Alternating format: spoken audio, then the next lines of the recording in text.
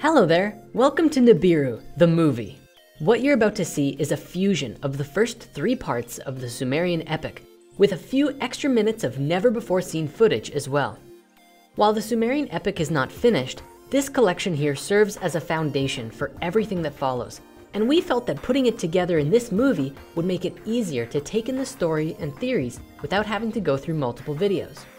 As a final note, this entire video you're about to watch was actually made by a very small team, and we're working hard to continue making lots more like this for you to enjoy. So if you like this video and you want to bring some fresh, loving energy into your life, please head over to our spirit shop and check out Patch Tarot, the Book of Patch, and the Book of Spirit. We've got some other really cool stuff on there too, and everything is made by us. Our goal is to build a team that allows us to continue making these kind of videos non-stop. And it's thanks to your amazing support that we're able to share this with you now. So thank you again so much, and please have a beautiful experience watching Nibiru, the secret origins of our world.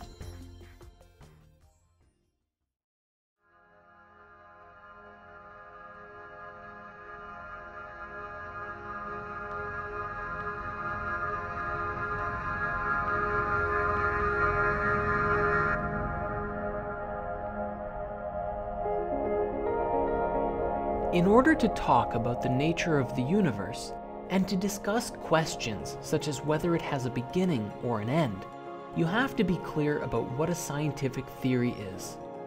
I shall take the simple-minded view that a theory is just a model of the universe or a restricted part of it and a set of rules that relate quantities in the model to observations that we make. It exists only in our minds and does not have any other reality, whatever that might mean. A theory is a good theory if it satisfies 2 requirements. It must accurately describe a large class of observations on the basis of a model that contains only a few arbitrary elements, and it must make definite predictions about the results of future observations. When the late Professor Stephen Hawking wrote that, of course, he is referring to a scientific theory which pertains to the laws of physics, chemistry, biology, or any other natural process of the universe. A historical theory, on the other hand, is defined as a concept with several uses. Often, researchers will provide a theory about historical events and connections, an orderly preconceived impression of the phenomenon to be studied. Used in this way, theory means the same as hypothesis. So what you are about to witness is just that. A historical theory, a hypothesis about the way in which human history may have unfolded. It's a theory about where we've come from and even where we might go. This information does not just come unjustified and out of nowhere, but is based on countless hours of research, translation, interpretation, and discussion among historians, archaeologists, linguists, anthropologists, and even planetary scientists. We'll be referencing scientific articles and discoveries throughout this feature, which will be sourced on screen at the moment of the claim with a little one of these. We've also put a link to all of our sources in the author comments, as well as in the end credits, just in case you missed them. As Professor Hawking wrote, this theory we are presenting ultimately exists entirely within our minds. What we do with this theory, with these ideas, the information, the story, is entirely up to each of us individually. Take it with a grain of Himalayan rock salt, or a dash of pepper if you prefer. Just remember, have your own experience and make it a great one.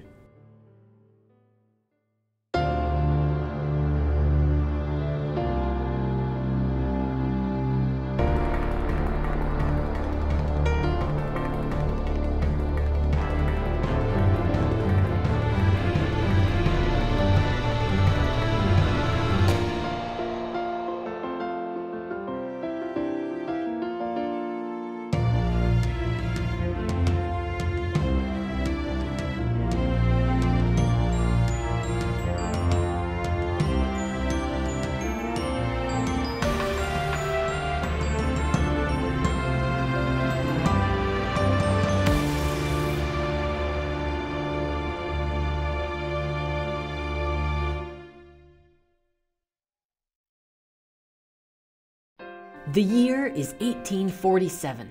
A young archaeologist named Austin Henry Layard was Indiana Jonesing his way around ancient Mesopotamian ruins, where he properly identified and henceforth discovered the ancient Assyrian city-state of Nineveh in an area now known as Iraq. In an absolutely incredible discovery, he found 22,000 clay tablets hidden in the depths of the city. These tablets contained cuneiform, which today is one of, if not the earliest known writing systems known to man, created by the Sumerians 6,000 years ago. Over the years, more ancient historical cities were found and excavated.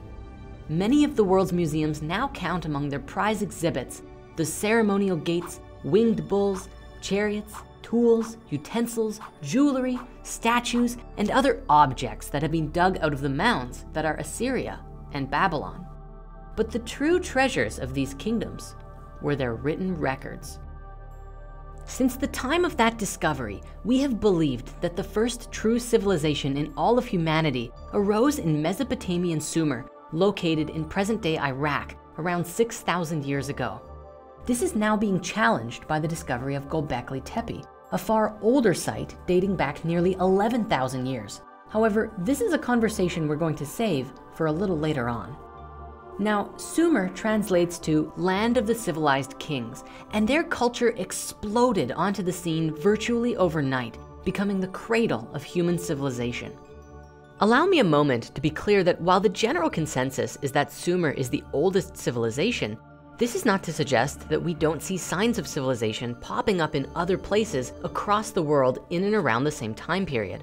And really, it all depends on how we want to define the word civilization. We see signs of agriculture across Mesopotamia, Egypt, India, and even Mesoamerica thousands of years prior to the rise of the Sumerian and adjacent civilizations. So the reason that we're focusing on the Sumerians today is because of the vast amount of information we have available about these people. And further, because most of their religious stories have played a rather substantial role in establishing some of the world's largest religions today. Going through our research has led us to find a wealth of connections between many of the ancient cultures of the world. So while our focus is primarily on the Sumerians, at least at first, we will also naturally branch out and explore other ancient civilizations throughout this presentation when they become relevant to the conversation. Looking into the artifacts of Sumer is quite interesting, as they host a long list of archaeological firsts for the human race. Among these finds are the first schools, the first historians, the first methods of writing, the first library, the first doctors and pharmacopoeia, the first agriculture and farmer's almanac, the first musical notation, the first bicameral legislature, and the first taxes. The Sumerian legal code, also a first, included protection for divorced women, as well as price controls on foodstuffs and wagon rentals. We also see the invention of the wheel, the chariot, the sailboat, and the plow. They also invented our standard measurement of time. The concept of 60 seconds in a minute and 60 minutes in an hour and the 12 to 24 hour clock all started with the Sumerians. They also developed the first astronomical and astrological systems, the first maps and cartography, and the first mathematics.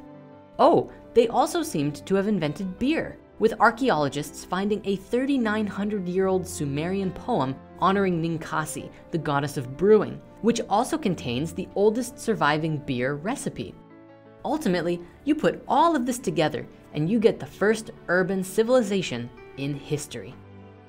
The most significant discovery out of all of this, however, was finding that their religion and belief system influenced all of those that followed, where even today we find the Sumerian creation epic filtered through the ages and into the Old Testament, making the Sumerian legends appear to be the source code of many of the world's religions today. One example of this can be found with the epics of Gilgamesh, Ziusudra, and Atrahasis, each of them ancient poetic stories essentially describing the flood of the Old Testament, yet transcribed long before Noah was ever written down. The cuneiform tablets of Sumer contain inscriptions of a tremendous magnitude, encompassing cosmological tales, epic poems, histories of kings, temple records, commercial contracts, marriage and divorce records, astronomical tables, astrological forecasts, mathematical formulas, geographic lists, grammar and vocabulary school texts, and not least of all, texts dealing with the names, genealogies, epithets, deeds, powers, and duties of the gods. Now, it's important to know that if we're discussing these Sumerian records, the truth is there's a lot of different writings and tellings available from a number of generations in time. You had the Sumerians, the original civilization, which then spread and developed into the Akkadians, the Assyrians, the Babylonians, and eventually the Chaldeans. These tablets that we're referencing were generally written between 2700 and 1600 BCE, and it appears many were translated down or cultural retellings from older stories. Among all of the tablets of Sumer that have been dug up, there are a wide number of variations and tellings of these ancient stories, which describe the mythological deities who created the world and the people who live upon it. It can actually be very confusing to learn about these deities because there are a number of contradictions between the tellings due to how many cultures adopted the stories and fit them to their needs. Ancient History Encyclopedia writes, all of these seeming contradictions stem from Mesopotamia's long history and the different cultures which adopted the Sumerian gods and made them their own with additions and alterations to their stories. Sometimes these changes expand upon or continue older stories, but often different scribes in various eras simply rewrote the tales to suit their purposes. Now, in our recently published book, The Book of Spirit, we spend some time discussing the variations of what these ancient cultures could have meant by their description of the gods. Generally, they're interpreted in one of several ways. The most socially acceptable interpretation today is generally that these gods are forces of nature or aspects of life, like night and day, birth and death, or the sun and the moon. Often, there are also specific times when the Sumerians reference planets or constellations, such as Jupiter or Mercury, or even the Pleiades, which, for the record, was one of the most significant and worshipped star clusters across all of Sumer. However, and generally the least accepted theory in modern academia, is that these gods represented actual physical beings called the Anunnaki, supposedly from the planet Nibiru, who were far more technologically advanced than we were, and who were involved in the creation of the human race.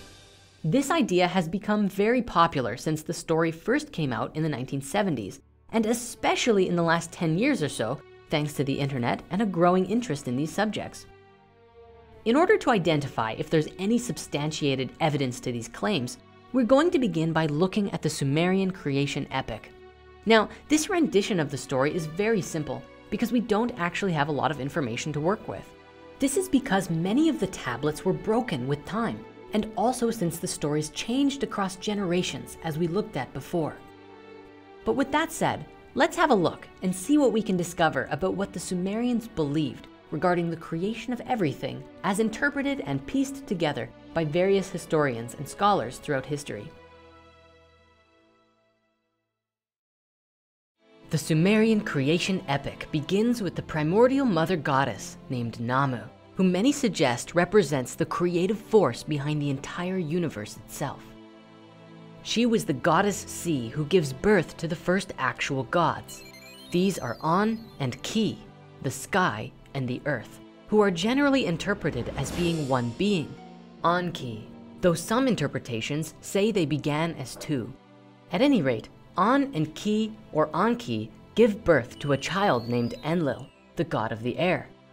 Enlil cleaves An and Ki in two, implying they were singular, separating the heavens and the earth. Finally, Namu and An create Enki, who is the god of water, and also the god of wisdom, mischief, crafts, and creation. At this moment, I'd like to express there's some discrepancy regarding the order of this family tree. While Enlil is considered in most traditions to be the firstborn son of An, we also see versions where Enki is the firstborn. Ultimately, it doesn't affect the story too much, but I felt it was relevant to express that here. This pantheon then goes on to create a number of other gods and goddesses, such as Uttu and Nana, the sun and the moon, and Inanna, the great goddess of heaven and earth. Inanna is a particularly interesting character in these ancient stories, at one point becoming the most venerated deity in the Sumerian pantheon. One of her parables, The Descent of Inanna, is considered a 5,500-year-old literary masterpiece, and we'll come back around to this story later on in the Sumerian epic. Now, while there are a number of parables involving interactions between all of these deities, and so many more gods who we're not even going to mention today, a great deal of the Sumerian creation epic revolves around these three original characters, An, Enlil, and Enki, who sort of form their own holy trinity in a sense. In these stories, eventually Namu has an idea and speaks with Enki, having him create human beings to assist the gods in their work. And other, perhaps even more common tellings of the story, it was Enlil's idea, who told Namu about it, who then gave Enki the task. This, in essence, is the basic idea of the original Sumerian creation epic. Due to the passing along of stories over time and that many tablets are damaged, a lot of the details of this creation story we looked at remains a mystery. Now, you might be thinking, gee, Patch, I'm not sure I see the parallel between what you just shared and the Bible. Are you sure that these are related? And the answer is absolutely. However, in order to see how we get from this to this, we have to look at the stories in the middle and see how this chain develops from here to here. The middle of the story between these two is found in the Babylonian creation epic, of which a far more complete telling exists today. In this story, it relates Namu with the mother goddess named Tiamat and Enlil with a being named Marduk. However, as you will soon see, there are significant differences in the way that these goddesses are portrayed in the literature. Things are about to get very interesting. The Babylonian epic of creation begins with the primordial god and goddess, Apsu and Tiamat. These two are described as the god of fresh water and the goddess of salt water, which is commonly interpreted to be not as physical water, but primordial substance in the early universe. However, Apsu is sometimes seen as the freshwater aquifers underneath Mesopotamia, and Tiamat being the saltwater sea. In the story, Apsu also has a vizier, whose name is Mumu. Together, Apsu and Tiamat mingle their waters, and they create two deities, Lamu and Lahamu. As they are growing, two more deities are created, Anshar and Kishar, who excel beyond the first two. Anshar and Kishar form Anu, who is quite powerful himself, who then begets Ea. Both Anu and Ea are the same beings as An and Enki from the previous story. All of these newly created children make a ton of noise and problems, surging back and forth and disturbing Tiamat's belly. Even Apsu believes their behavior is loathsome. Apsu declares that he's going to destroy these children and end their annoying ways. Tiamat says, "No, don't do that. Be patient with our children," and is very upset that Apsu wants to kill them. Mumu, on the other hand, is very supportive and encouraging of Apsu's plan. These children find out about Apsu's intent. With fear of imminent death, the children go to one of their own, the resourceful Ea, who performs some magic so that Apsu drops into an eternal sleep, subduing all of his power and effectively killing him. Ea then chains Mumu up as a prisoner and takes the throne of Apsu. He names his new king's chamber after Apsu, and it is here that he and his wife Damkina, who is often related with Ki from the original Sumerian story, give birth to a new god called Marduk. Marduk is a very interesting character, for it says that he was very manly with remarkable divinity. It also says that he had 4 eyes and 4 ears, and that he breathed fire when he moved his lips. Howdy. Anu gives Marduk something called the 4 winds as well, and by the power of the 4 winds, a wave of intention is sent towards Tiamat to cause her upset and frustration.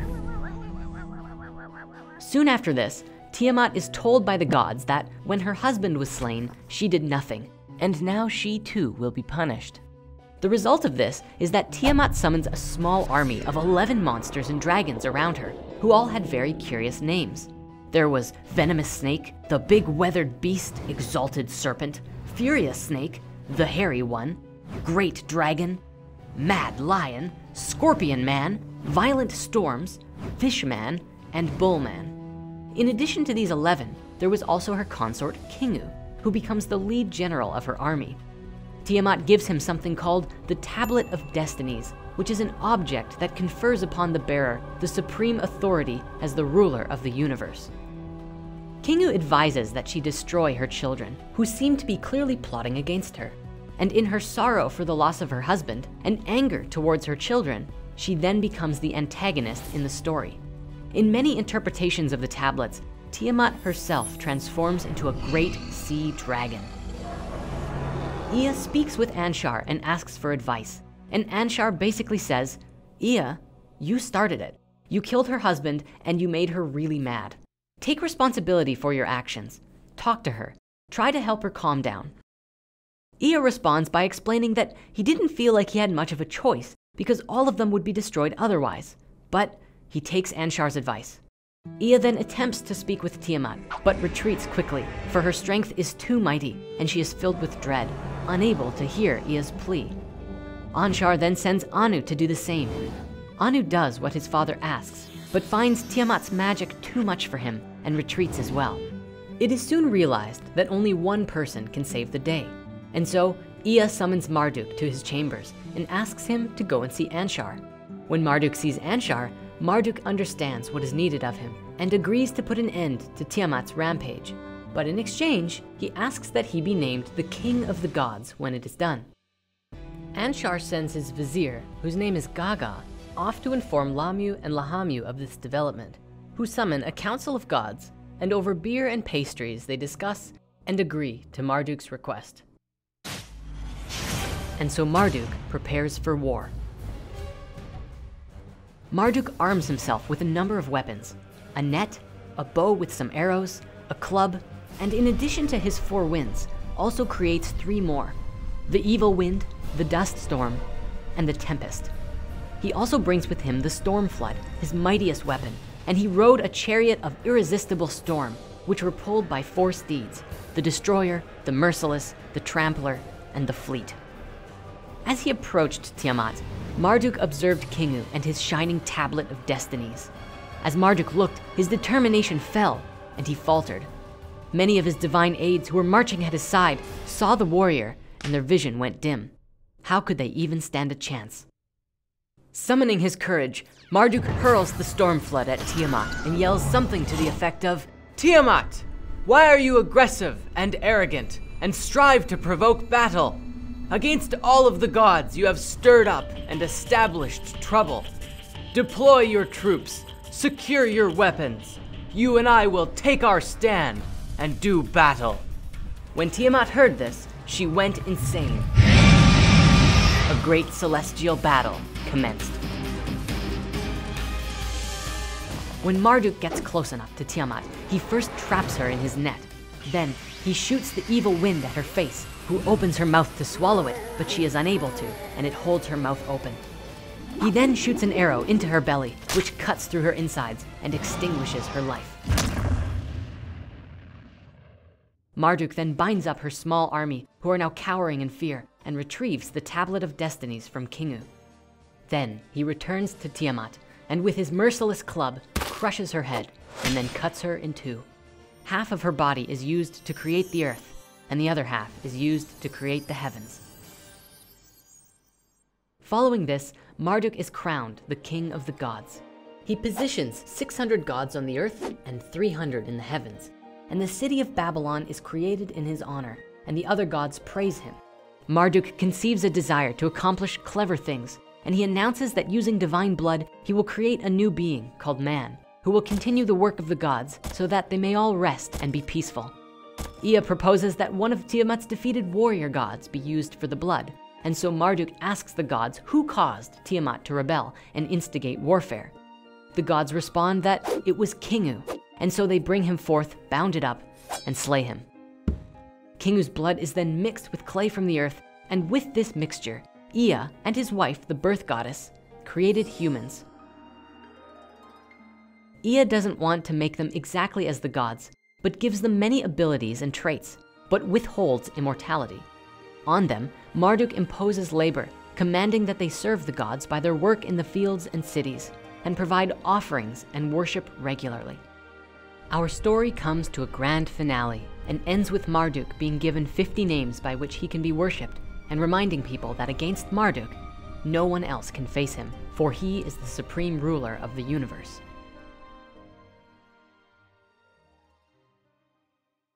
Now, the story we just looked at is written down in exceptional detail in a series of tablets called the Enuma Elish, of which several main translations are available online for anyone out there who is curious to read them. The story begins in a very similar way to the Sumerian edition that we discussed prior with Namu. However, the Enuma Elish expands upon it further, taking the story into one of a terrifying battle and the rise of a new, very strong masculine power. Throughout history, this story gained prominence in Babylon, and as we heard in the story itself, is used to explain how Babylon came to be. Eventually, this story even influenced the creation of the Bible. Now, you might be thinking, hold up, there is no way that there's this epic battle in the Bible. However, in Psalms 74, in the midst of God ordering the sea and the dry land, establishing the sun, the moon, the stars, and the seasons, he's also destroying sea monsters. Yet God, my king, is from old, working salvation in the midst of the earth. You divided the sea by your might. You broke the heads of the sea monsters on the waters. You crushed the heads of the Leviathan, and you gave him as food for the creatures of the wilderness. Dun-na.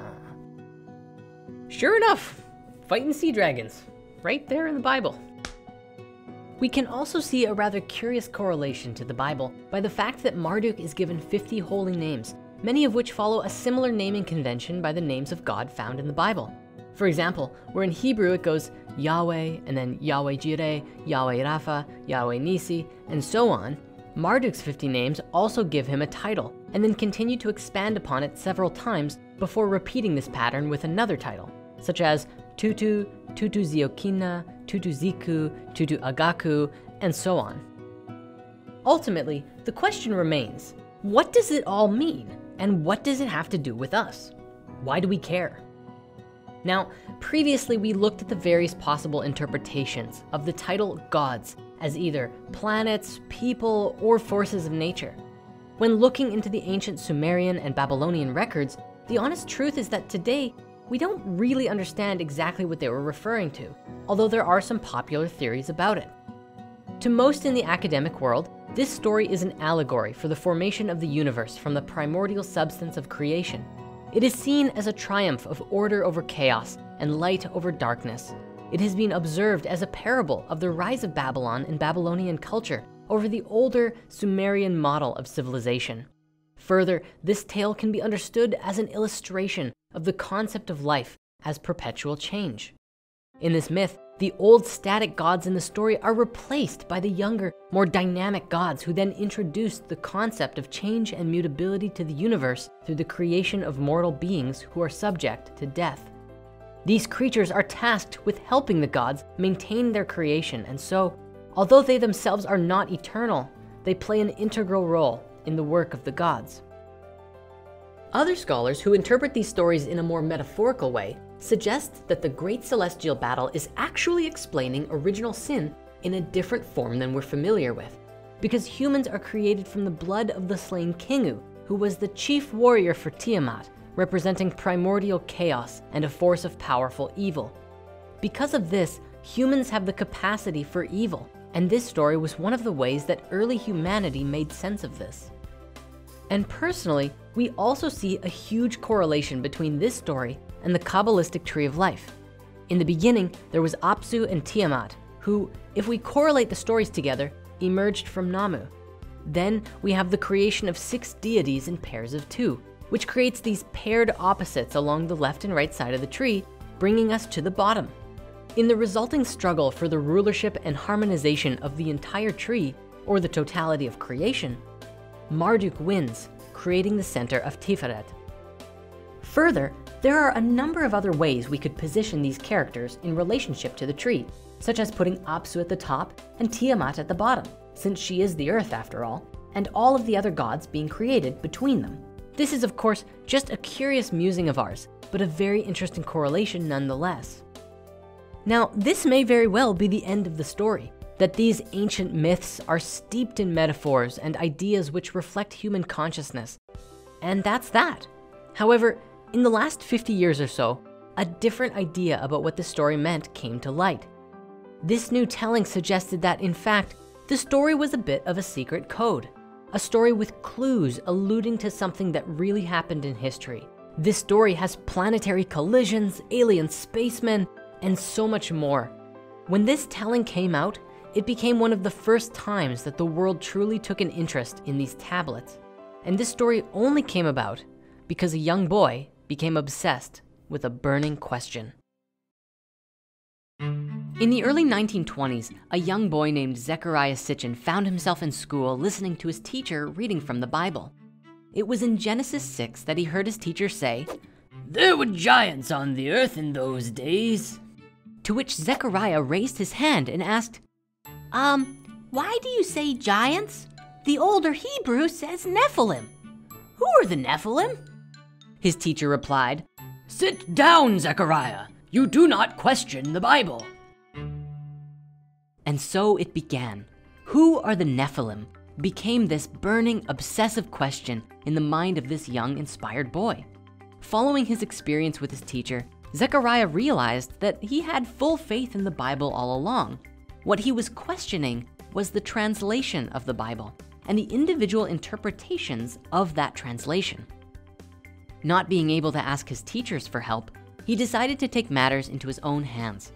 Growing up, he searched for answers and soon learned about the discovery of the Sumerian tablets. It was here that Zechariah found the origins of the Old Testament, along with a large volume of supporting works that had never made it into the official release of the Bible. He realized in order to understand the answer to this question of the Nephilim, he would have to learn Sumerian cuneiform. This began Zechariah's lifelong journey of dedication to reading and deciphering the meaning within the texts and the answer to the question, who are the Nephilim? In 1976, Sitchin released his first book, The 12th Planet, which shocked the world with what he had found in his years with the tablets and began bringing people together around a new idea of Earth's history. By 1998, he had completed the Earth Chronicles with The Cosmic Code, and then released numerous other books all the way up to his passing away in 2010. To him, he was overcome with an interpretation of the tablets that he believed was attempting to explain a series of actual physical events that took place in our history and explain the reason that things are the way they are in our solar system and on our planet today. Of course, many critics have put forth that Sitchin, while he may have laid a lot of groundwork here for the discussion of the tablets, also added and embellished the story quite a bit with his own theories and ideas, sometimes drawing conclusions that others were not able to find written in the ancient tablets. Nevertheless, following Sitchin's interpretations, we find several remarkable correlations both within our solar system, on our planet, and even in our very own DNA, which simply cannot be ignored. As always, please have your own experience as we go through this story. Even if you don't believe this to be historical fact, you may enjoy it for the fascinating tale that it is. Now, let us explore one of the most unique interpretations of this great celestial battle and truly see if it stands up to scientific scrutiny today. In order to discuss this theory, we begin by exploring how a solar system is formed. There's still a lot of mysteries in science as to how solar systems come to be. And today, there are two primary models we're going to look at. The first that we'll be going over is the current standard model, which is the general consensus in most scientific circles today. After that, we'll be looking at the electric universe theory, which puts forth a different interpretation about how solar systems form, and a very interesting one at that. Starting with the standard model, today it's believed that a star is born in the vastness of the arms of a galaxy when a large collection of cosmic dust and gas becomes compressed by gravity into a singular point. Made of increasingly compressed dust and gas, it begins to emit a massive amount of light and heat and ends up creating a large disk spiraling all around it. Deep inside the cloudy disk, clumps of dust are flash heated into droplets of molten rock, the building blocks of the solar system. As they spiral around the forming star, these clumps of matter begin to merge together and grow into larger and larger bodies, which form the basis of asteroids and planets. Sometime during this development, the protostar undergoes fusion and ignites itself into a baby star, which emits a tremendous amount of something called solar wind, blasting away the dusty cloud, leaving behind only the solid and denser matter, which continues to merge and form together into planets until they become the celestial bodies of a solar system. One curious thing we should mention is that there is a great mystery about how our watery planet got here, because in the early formation of the solar system, it is believed it would be too hot for water to not evaporate and get blasted out with the dust by the solar wind. One of the leading theories about how we could have got all of this water is by flying space rocks called carbonaceous chondrites, which can carry water on them and crash down to the planet. This, however, still leaves many questions for us to answer, because if this is the case, why don't we see the same amount of water anywhere else in the solar system? Except, of course, in the asteroid belt. At any rate, the reason why this conversation is important is because in Sitchin's theory of the Sumerian tablets, the story begins in the very early days of our solar system. The opening lines of the Enuma Elish begin, "When the heavens above did not exist, and earth beneath had not come into being, there was Apsu, the first in order, their begetter." Most commonly, Apsu is interpreted by scholars as the god of fresh water, believing him to relate with underwater aquifers under the surface of Mesopotamia. Sitchin, on the other hand, believed this line to be describing the sun, the first in order, begetter of them all. Mumu, Apsu's vizier, was Mercury, a small body of matter orbiting very close to the bright star. And of course, there was the beautiful goddess called Tiamat, the glistening one, the maiden of life, which was the planet that eventually became the Earth. However, in the beginning, it was not the same as we know our Earth to be today. Tiamat was a particularly special planet, for it was entirely covered with water, the only planet like it in the solar system. It was also quite a bit larger than the Earth is today, approximately the size of Neptune, and it had a different orbit as well. It was a little bit further from the sun, in an orbit that we would locate where the asteroid belt is today, between Mars and Jupiter. Regarding the formation of Tiamat, observations of interstellar clouds and other basic sciences show that hydrogen and oxygen, the building blocks of water, are some of the most abundant elements in the universe. And so it would make sense that as the solar system was forming, there was likely tons of water ice, or at least hydrogen and oxygen, that was getting pulled in from all directions, colliding together and forming into what was likely a rather large field of water ice and other debris, which may have even been partially liquid, solid, and gaseous all at the same time, spinning around in a fury of deadly winds and storm. In a document titled Origin of Water Ice in the Solar System, a scientist of the Lunar and Planetary Laboratory explains that the origin of water ice during planetary formation comes from at least two sources. It condenses beyond a certain distance from the proto-sun, no more than 5 astronomical units, but perhaps as close as 2, and it falls in from the surrounding molecular cloud. This is especially interesting to us as it relates with our theory, because the asteroid belt is 2.2 to 3.2 AU away from the sun, which is where Tiamat was said to be, according to this story. This will also make more sense by the time we conclude our exploration of this theory. Returning to the Babylonian epic, Sitchin goes on to explain that the formation of the following 6 deities in pairs of 2 describe the formation of the other planets in our solar system out of the early debris that spiraled around the sun. The first, for example, Lamu and Lahamu, are believed to describe Mars and Venus. Curiously, the names Lamu and Lahamu etymologically derive from the Sumerian word for war. Sitchin explains that the Mesopotamians knew Mars to be the god of war, and Venus was the god of love and war. And so the concept that Lamu and Lahamu were Mars and Venus fit both mythologically and etymologically. Then Kishar and Anshar form, who are said to surpass or excel beyond Lamu and Lahamu. These were, of course, Jupiter and Saturn.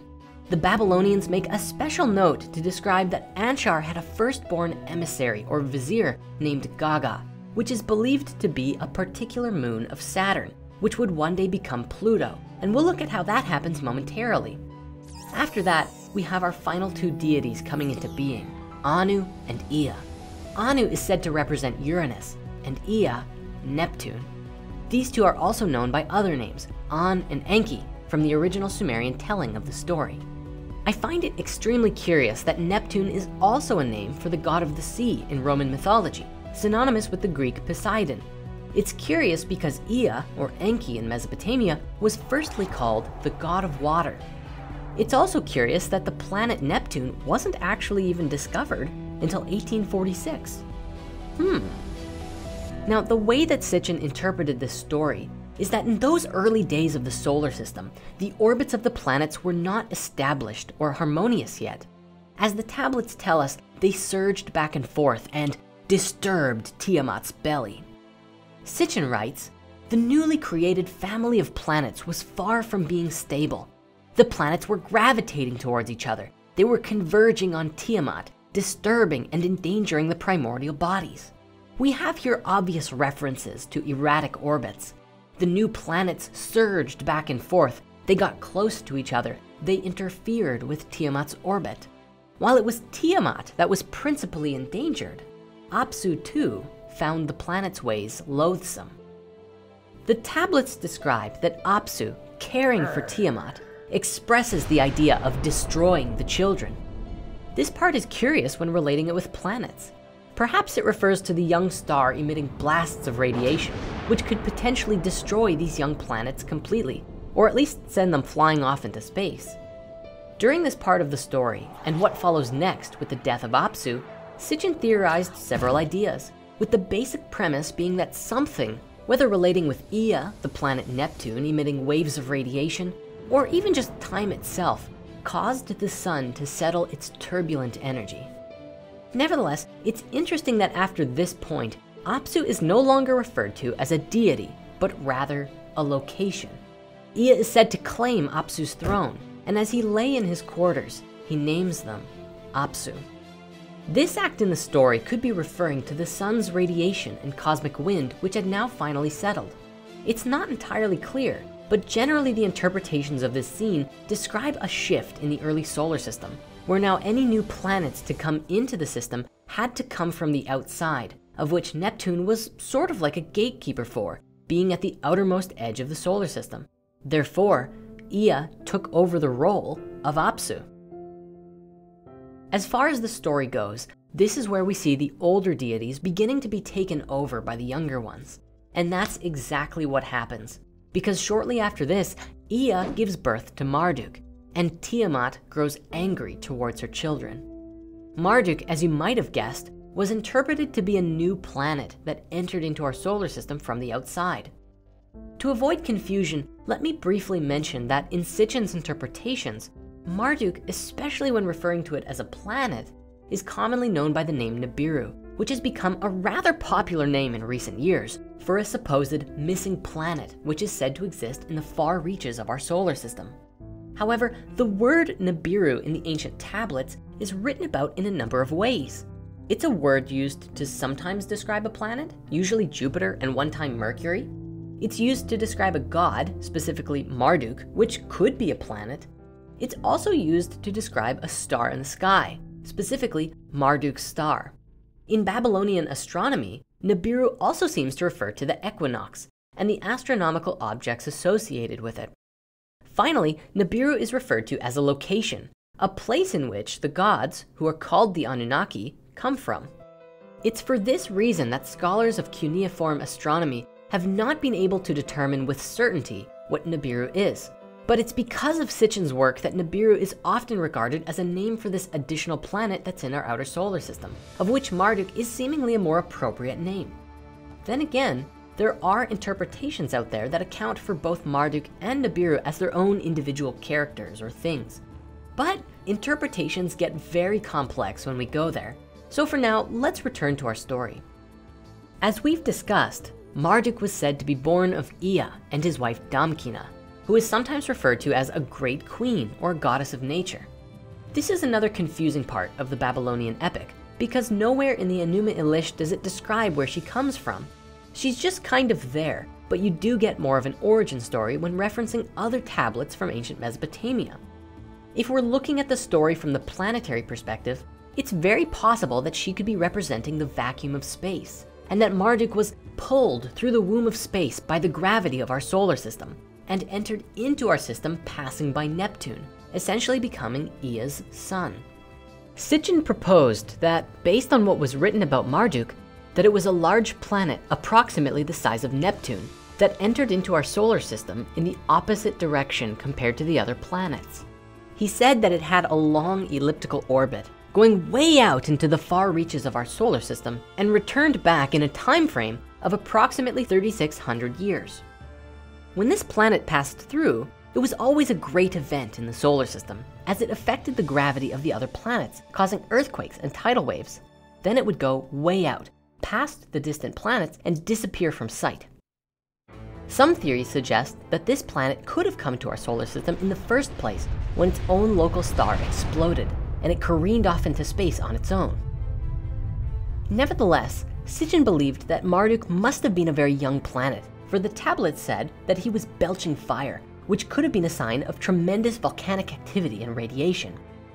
The drama of this great celestial battle begins when Marduk first entered into our solar system, and as it passed by Uranus, something intense happens. The tablets write, "Anu formed and gave birth to the four winds. He delivered them to Marduk, my son, let them whirl." These lines were interpreted as depicting several large chunks of planet matter beginning to tear away from Uranus's body and pulled towards the passing Marduk, which resulted in the formation of 4 satellites. These were the 4 winds, which were thrust into a fast orbit around the planet, swirling as a whirlwind. This would have been the theorized event causing numerous anomalies with Uranus, including its sideways tilt and warped magnetic field. Continuing to move into our solar system, the planet was soon seized by the tremendous gravitational forces of Saturn and Jupiter, and its path was bent inwards towards the center of our solar system, and Tiamat. In the story, when Marduk comes to visit Anshar, who is supposedly Saturn, Anshar sends his vizier Gaga off to see Lamu and Lahamu, Mars and Venus. This, Sitchin believed, was that Marduk's gravity pulled one of Saturn's small moons away from it, loosening its orbit, and sent it off into space past Venus and Mars, eventually establishing a rather curious orbit of its own, which today we know as Pluto. It's possible that along its path, Marduk may also have influenced the creation of Chiron, the small planetoid between Saturn and Uranus. As it drew closer, Marduk's gravity soon began to disturb all of the inner planets, most of all Tiamat, whose water and rocks began to break apart and tear from her body, creating 11 satellites that spiraled around the planet as if acting as a shield. These were the 11 dragons and monsters that Tiamat summoned in the story. Sitchin wrote that the tablets described Marduk and Tiamat to have been crowned with halos, giving the appearance of gods. Of particular importance in the Mesopotamian cosmogony was the largest of Tiamat's satellites, Kingu, the firstborn among the gods who formed her assembly. It is significant because as Marduk approached, Kingu was pulled closer to Marduk and away from Tiamat's orbit. Sitchin believed that Kingu being pulled away like this was Tiamat giving Kingu the Tablet of Destinies. In this interpretation, the tablet itself was actually a planetary orbit of its own, of which Kingu almost adopted. Nevertheless, soon Marduk was set on an unalterable collision course with Tiamat. Tiamat and Marduk, the wisest of the gods, advanced against one another. They pressed on to single combat. They approached for battle. When it passed by, it was not Marduk itself, but one of the swirling winds around it that crashed into Tiamat and severed a phenomenal chunk, splicing her in half. All of Tiamat's satellites, with the exception of Kingu, were instantly shattered, and their remains continued to spiral around the sun in Tiamat's orbit. Her body became distended. Her mouth had opened wide. He shot there through an arrow. It tore her belly. It cut through her insides, tore into her womb. Having thus subdued her, her life breath he extinguished. Tiamat was left fissured and lifeless, but her fate had future encounters between the 2 planets in store. Marduk went sailing off into space, yet now gravitationally bound to return to the scene of this event. It was on the second pass through our solar system that Marduk's satellites once again crashed into Tiamat's remains, cleaving her in 2. This heavy blow sent one massive chunk, destined to become the Earth, into an orbit where no planet had been orbiting before. The fragments of Tiamat that were shattered formed what we now call the Asteroid Belt, which the Sumerian tablets called the Hammered Bracelet. With the passage of time and a lot of extreme tectonic activity, the remains of Tiamat eventually returned to a spherical shape, this time with more land on its surface than it had before. Kingu, which hovered in the region of Tiamat since their first encounter with Marduk, followed Tiamat to her new location between Mars and Venus and became the moon. Marduk once again shot out into space and continued to orbit around the sun from a long distance away. This, according to Sitchin's interpretations of the tablets, is how the Earth got to be where it is today.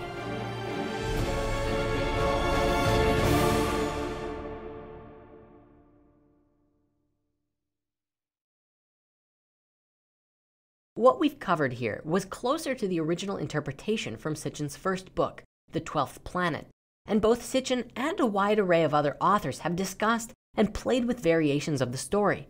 For example, there is a version where the smashed Tiamat had to be repaired and realigned by the beings called the Anunnaki and reseed the planet with life afterwards.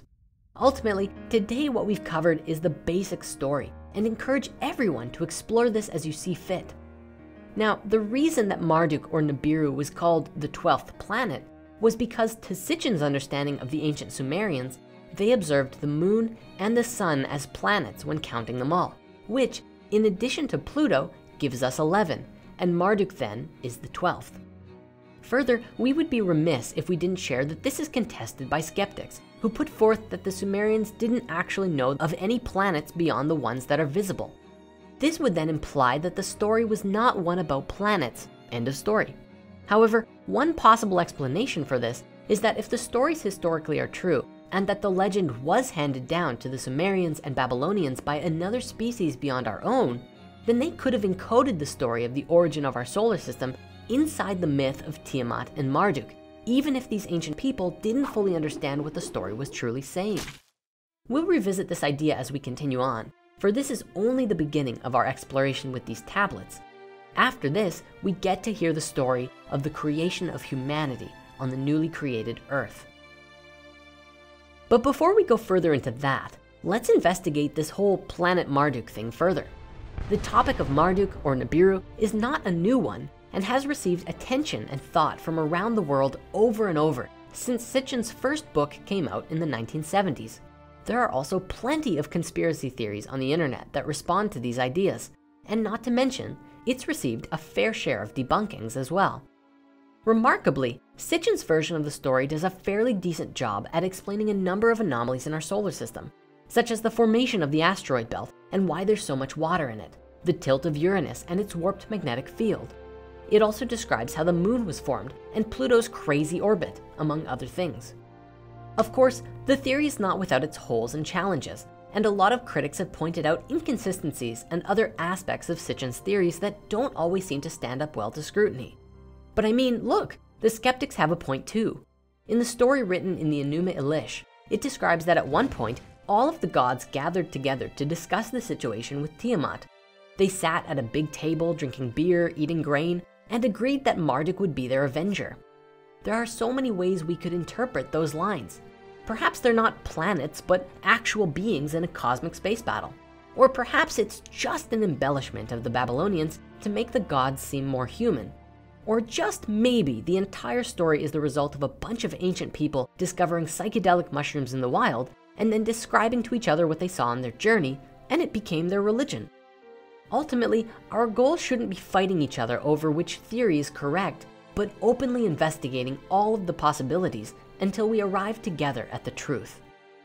With all of this in mind, there's one way we might just be able to prove that this story is true, and that would be if we could actually find this missing planet that, according to the story, should be lurking in our outer solar system.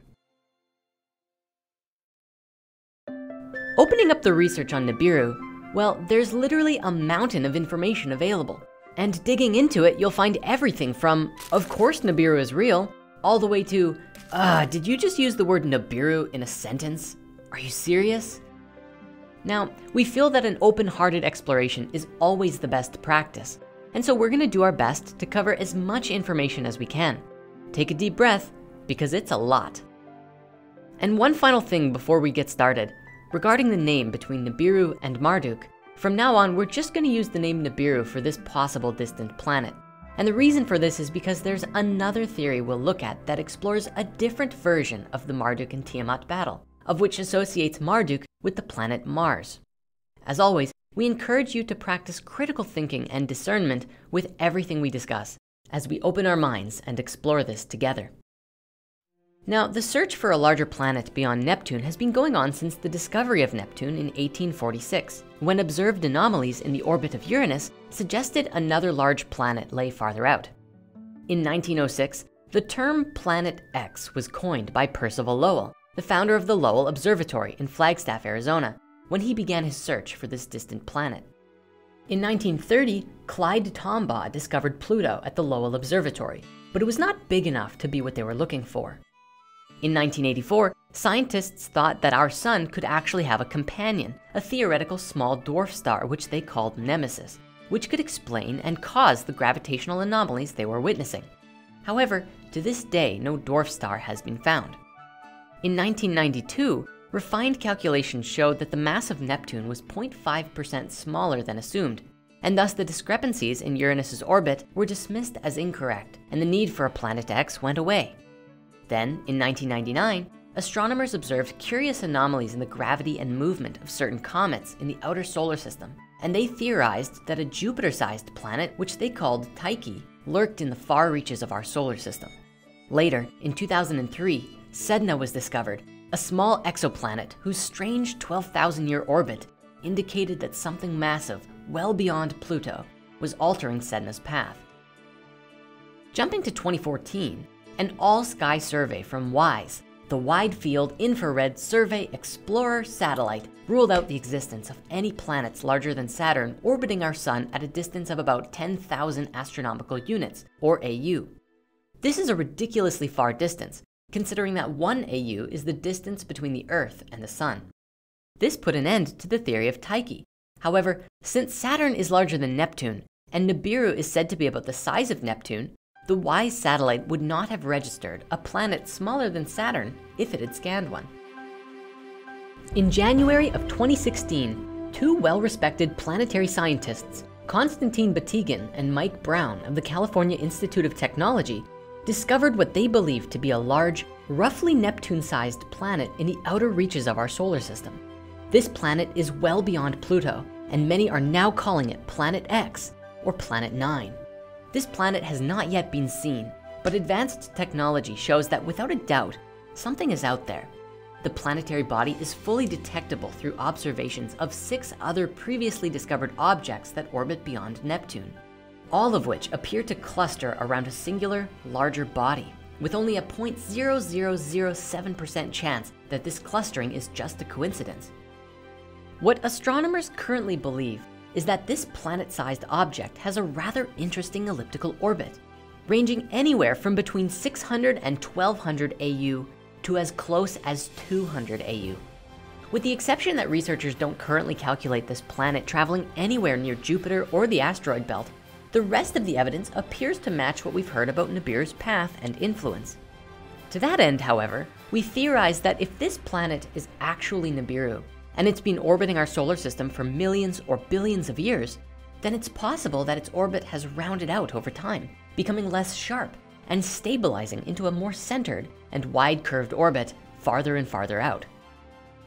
Regardless of whether this planet is Nibiru or not, these two amazing planetary scientists, Mike and Konstantin, have acknowledged that no one will believe in this planet until it actually appears in the telescopic viewfinder, and they are working hard to make viewing this planet a reality.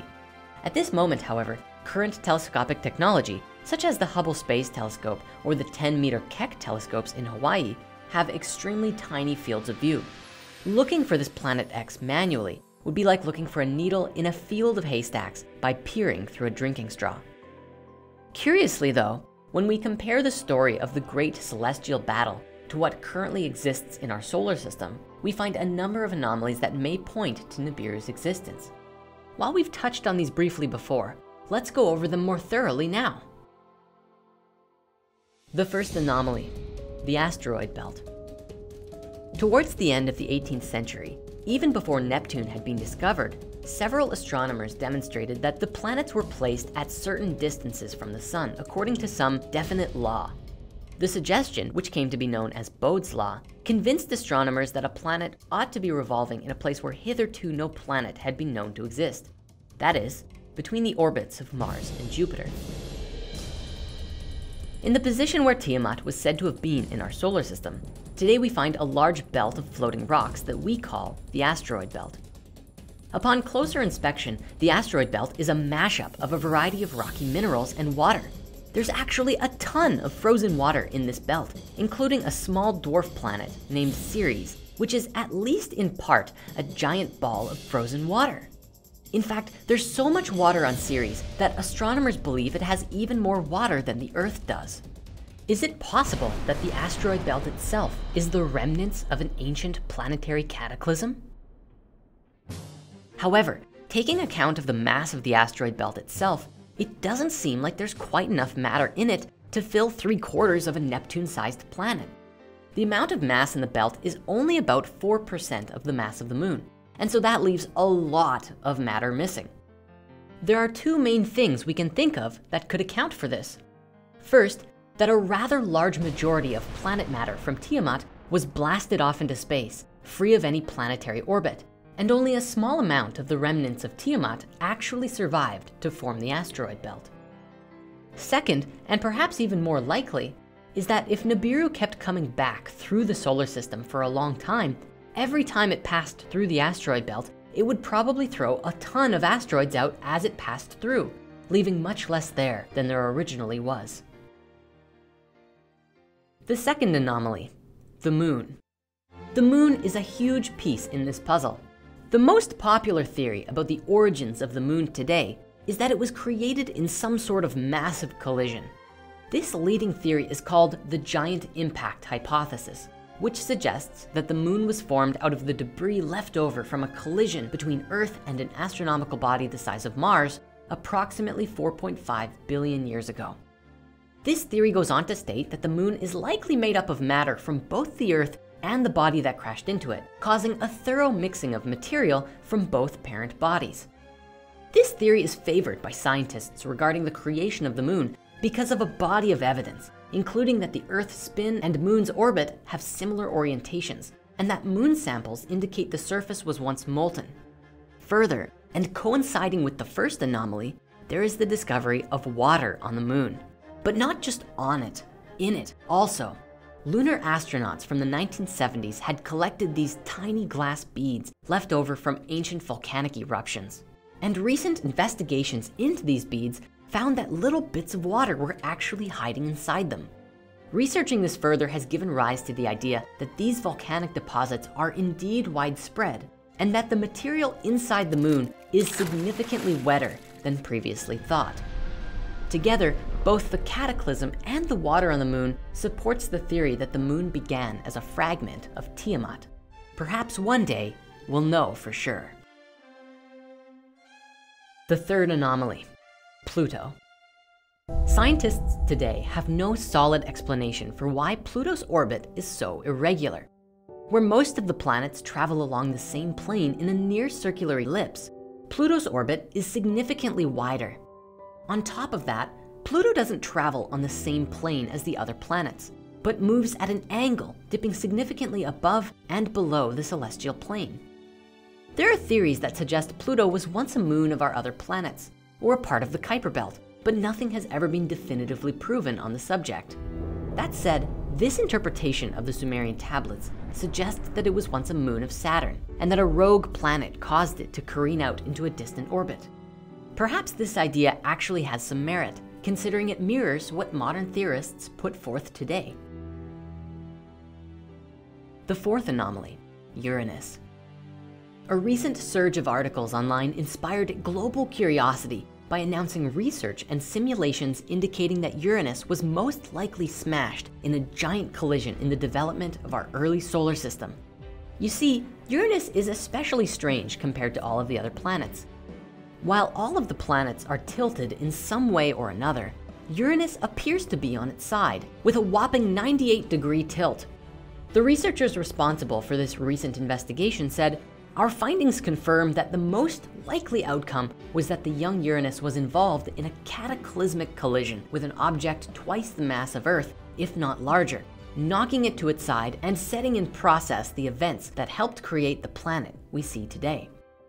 In addition to its tilt, the collision is said to be responsible for Uranus's unique rotation rate, atmosphere, internal structure, and warped magnetic field. If we look at their simulation, it shows what the collision actually could have looked like.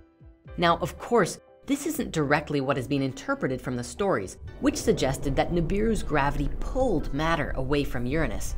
That is, unless Nibiru actually crashed through Uranus on its way through the solar system. I would also love to know if it's possible for a strong gravitational force acting upon Uranus to have a similar resulting effect on the blue planet. Of course, at this point, we really only have theories and simulations. But one thing is for certain, Uranus is a distinct planet with a whole lot of mystery around it.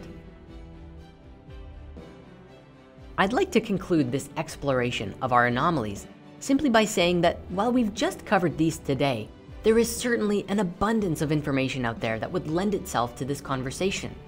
And I would love to extend this investigation to everyone watching. Together, there's no mystery we can't solve.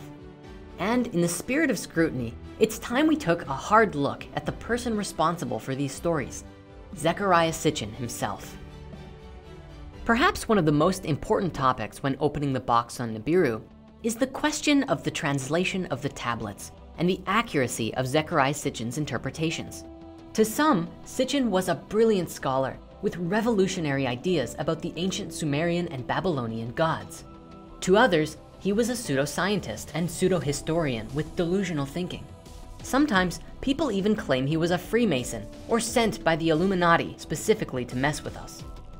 Regardless, it's clear that his ideas have changed the way that many people view human life, human nature, and our role in the cosmos.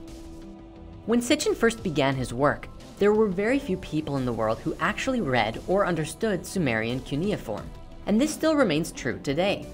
To say it's not a common dialect today is a massive understatement. In 2006, a book titled Sumerian Lexicon was published, which helped provide guidance for those seeking to decipher the Sumerian texts.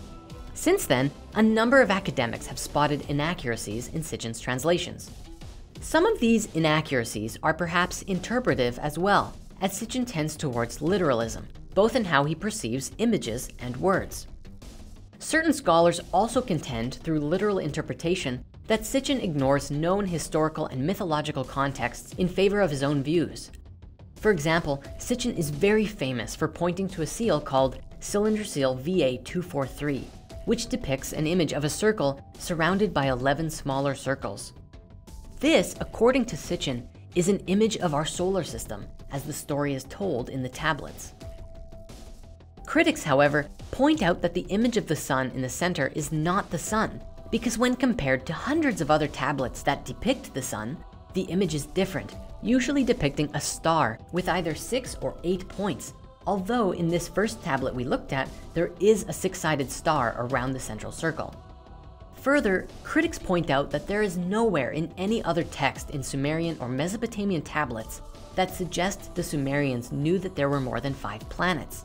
A man named Michael Heiser, one of the leading debunkers for Sitchin's work and the author of SitchinIsWrong.com, describes that the circles may represent some star cluster or relate with some deity connected with fertility due to the other information on the same tablet. He also suggests that it could describe the 12-member council of the Mesopotamian gods, called the Anunnaki, but he insists that it's absolutely not a solar system. What do you think? Do you believe this could be a solar system? Please share your thoughts about it in the comments. Now, Michael Heiser has presented a great deal of information on his numerous websites explaining his theories of the Sumerian tablets, how Sitchin is wrong, and what he believes the tablets actually say.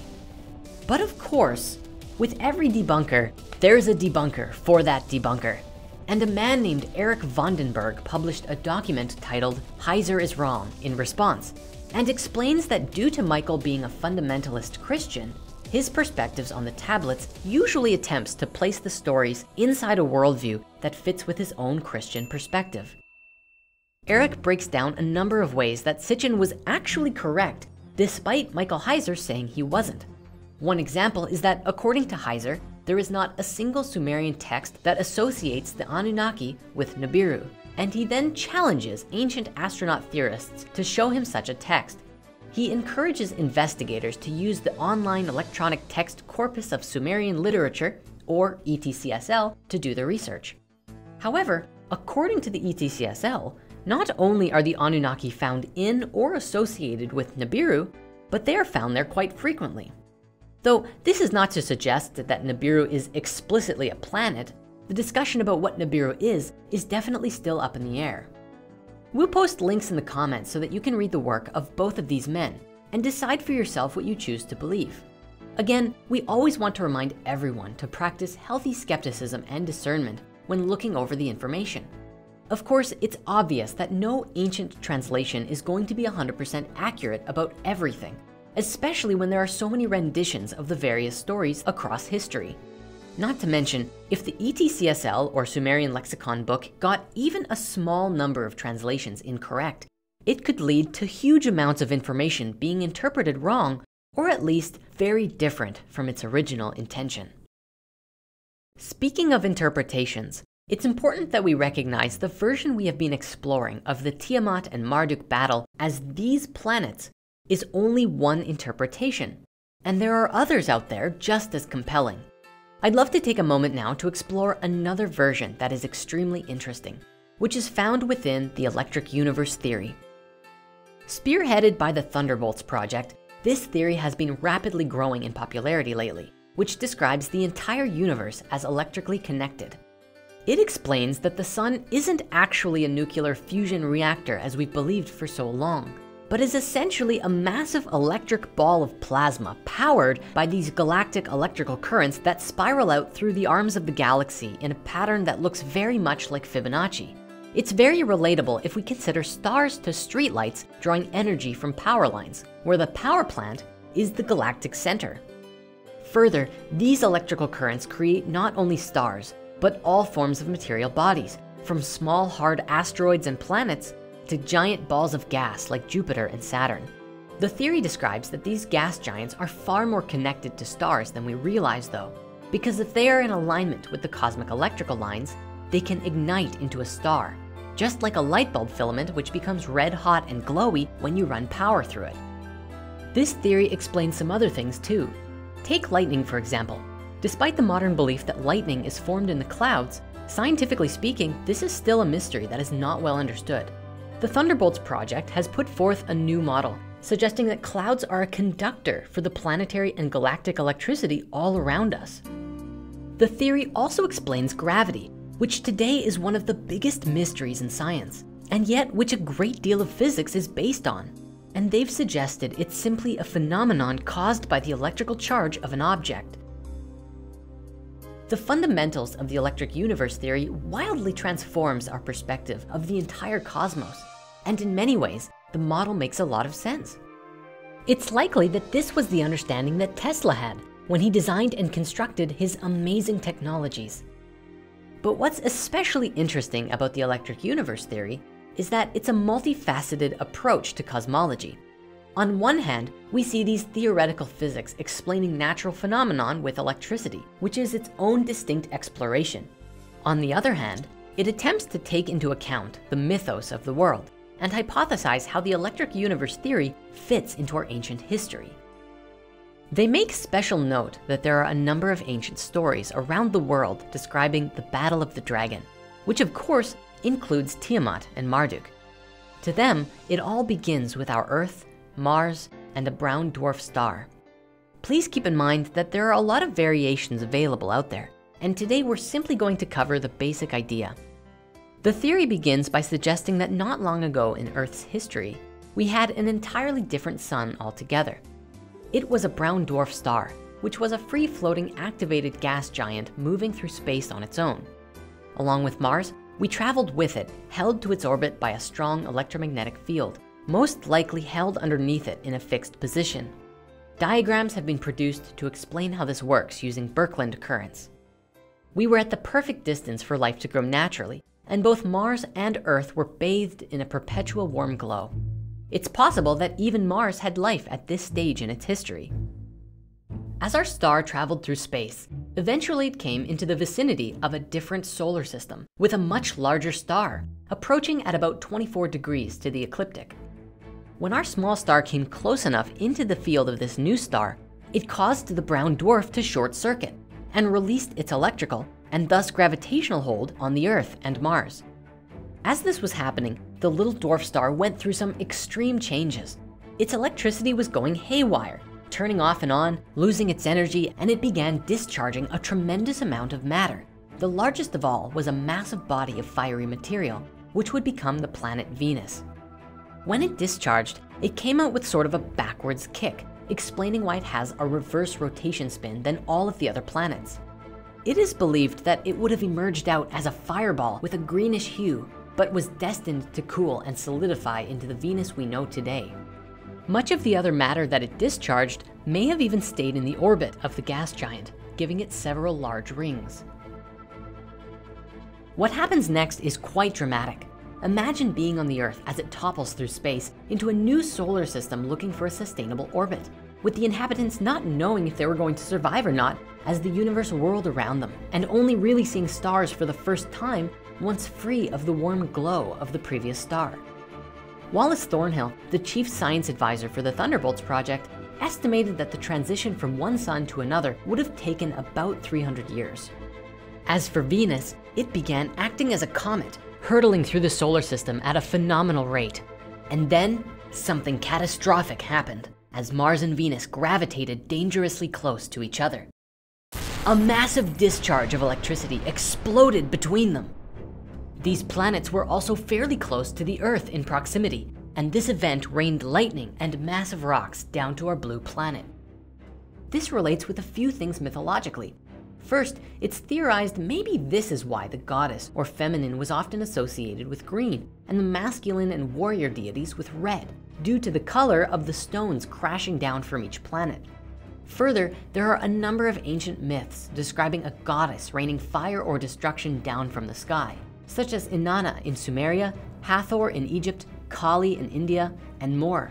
We also speculate that if Mars did have life at this period in history, this could have been the event that blew away Mars's atmosphere, as opposed to the ideas we first put forth in the original human history movie. As for the small dwarf star, having short-circuited and lost its radiant red glow, it settled down to become a gas giant, which also found a new orbit behind Jupiter, and thus Saturn was born. The proponents of the electric universe theory suggest that this event was actually the terrifying Battle of the Dragon, which is a legend appearing around the world, including the story we've been exploring, Tiamat and Marduk, where in this version, Marduk was Mars and Tiamat was Venus. In Greece, it was Zeus fighting Typhon, and in the Rig Veda, it was Indra fighting Vritra. It is suggested that this event happened while there were humans on the planet, and those who survived this event were changed forever. Myths and religions were established which described a story of creation and a battle of the gods, which we see the roots of in many world religions today. All over the world, we find this symbol. And just look at all of the versions of this. This image is believed to have been the polar configuration of these planets in alignment with each other, Mars, Venus, and Saturn, marking a shift for our planet forever. And now Venus, as terrifying as she would have been, would also have been magnificently beautiful to watch dance through the sky. It's possible that there are some connections here between her and several familiar characters in modern religious mythology. Venus is commonly known as the bright morning and evening star, due to her appearance in the sky in the mornings and evenings just after the sun rises and sets. It's interesting because in Christianity, the morning star is a name given to both Jesus and Lucifer. And relating this to Venus, it could imply that she represents both beneficial and destructive qualities. In ancient Sumerian, the goddess Inanna plays this role perfectly as well. She is the goddess of love, sensuality, fertility, procreation, and war. She's also called the bright star of the morning and the evening, and was identified with Venus. But this isn't the only aspect of this theory, which has an interesting relationship to the mythologies of our ancient past. In the Mayan Popol Vuh, it indicates a time when the sun was unmoving, fixed in the sky like a mirror. Similar descriptions are also found in ancient Egypt and India. The Egyptian coffin texts report that the ancient sun god stood fixed in the middle of the sky. And the Chandogya Upanishads say, now after having risen thence upwards, it, the sun, rises and sets no more. It remains alone in the center. In ancient Greek and Roman times, we see the mythology of Cronus, who was the leader of the first generation of Titans. Cronus was said to have ruled during the mythological Golden Age until he was overthrown by his son Zeus, and a new sun god was established who was called Helios. Could this be describing the shift from one sun to another? And perhaps Cronus being banished to Tartarus was symbolized by the rings around Saturn appearing as sort of a prison. What's more interesting, Cronus was later interpreted to be connected with Kronos, a deity of a similar name who is the god of time, which may also indicate the passage of time and the shifting of aeons from one sun to another. And eventually, these gods came to be identified with the Roman god called Saturn. This was celebrated with the ancient holiday of Saturnalia, which was seen as a restoration of the ancient Golden Age, when the world was ruled by the god named Saturn. Just as we observed anomalies in our solar system related to the Nibiru theory, there are also curious anomalies that support this theory as well. For example, the electric universe theory explains why the Earth, Mars, and Saturn all share a very similar tilt degree when compared to the other planets, which might imply that Neptune was also along for the ride, for it also shares a fairly similar tilt degree. Another very big piece of this puzzle is the scar on Mars, an absolutely massive gash cutting across the face of the planet. And it's believed that this was caused by the electrical discharge between Venus and Mars, cutting across its surface. It's also speculated that a smaller, yet still powerful discharge reached the Earth and cut into its surface, giving us the Grand Canyon. Despite the modern theory that it was produced over millions of years of erosion, independent studies have shown that you can in fact use electricity to create the same effect on rock. Adding to the anomalies here, we once again take a look at the asteroid belt. In the previous theory, we saw the asteroid belt formed after Tiamat was mostly destroyed. But in the electric universe theory, it suggests that the asteroid belt mostly comes from pieces of Mars and are remnants of this great cataclysm. And because Mars did have water on it at one point, this accounts for the frozen water ice in the asteroid belt. The theory also accounts for why there's so little matter in the belt as well, because less of Mars exploded out during the electrical impact. However, there is still a lot of mystery around the whole thing, because we don't yet have a definitive explanation of the other gods in the Babylonian story. For example, Lamu and Lahamu would no longer be Mars and Venus, as they take on the role of Tiamat and Marduk. It also doesn't account for that large body way out in deep space, the thing we're calling Nibiru. What is that thing? The electric universe theory is a wildly interesting subject with a great deal of merit and potential to evolve the way we look at the universe. We'll likely continue to revisit these ideas throughout this series, and more so in future episodes to come. For now, if you want to dive in, we highly recommend the brand new series called Electric Universe on Gaia, which features Wallace Thornhill, the chief science advisor of the Thunderbolts project, as they present the entire theory in a brilliant series of episodes, and you can find links to watch the entire thing in the comments below. Further, we would absolutely love to hear what you think about this entire theory. Between Sitchin's and the Electric Universe versions, which one do you like better? And do you think there's some way the two stories fit together? If you have some thoughts on these interpretations or additional research you'd like to share, please post them in the comments below. You see, at the end of the day, there are so many distinct renditions of this story, and I personally find so much joy and fascination in discussing them all. There's one version where Nibiru was believed to be in the place of the asteroid belt, and then it exploded for some reason or another. And another version where way out in deep space is not just a singular planet, but another small dwarf star that we are in a binary system with, of which that rogue Nibiru planet is just one of the planets orbiting that star. Since the tablets say that Nibiru was Marduk's star, maybe Marduk is the planet and Nibiru is the star. It's for this reason that we really want to encourage compassionate collaboration and discussion regarding all of these ideas. If we explore our history together with open minds and open hearts, not only will we make it significantly easier to make sense of our ancient past, but will also set us on a course for a more harmonious future for all of us. Before we bring this conversation to a close, I'd like to return to the idea of this exoplanet Nibiru for a moment, because there's a very important aspect of this that needs to be discussed. You see, whenever you start reading about all of these conspiracy theories on Nibiru, you find a lot of stuff like, Nibiru is coming next year, it will collide with the Earth and kill us all! Or at the very least, equal to doom and gloom kind of stuff. Personally, I wanted to take a moment to dispel these rumors and say that Nibiru colliding with the planet is not something we need to be worried about. Even if the stories are true, and this rogue planet really does come into our solar system every 3,600 years, it wouldn't actually ever come close enough to our planet to cause a collision. It would only come as close as the asteroid belt. And sure, we'd probably see a lot of earthquakes and such from the gravity or electrical charge of Nibiru impressing itself upon the Earth, but it wouldn't kill us all if we weren't prepared. That said, the astronomers currently don't see Planet X coming anywhere near us, and so I don't believe that's our most pressing concern at the moment. In fact, there's a much bigger concern we should all be focused on together. But before we can discuss that, we have to provide some more context first. At any rate, we have found that after reading Sitchin's work, the interpretations of other scholars, and observing the anomalies in history and in our solar system, we've come to the conclusion that there is enough information here that this story deserves a big open discussion. We trust that as humanity evolves, we will continue to discover the true nature of our origins. The truth is, this story is only just getting started. Everything we've looked at so far is just the jumping off point for so much more. As we move forward, we begin to see these ancient gods interpreted in new ways, no longer as if they were planets, but actual beings who played a part in our history.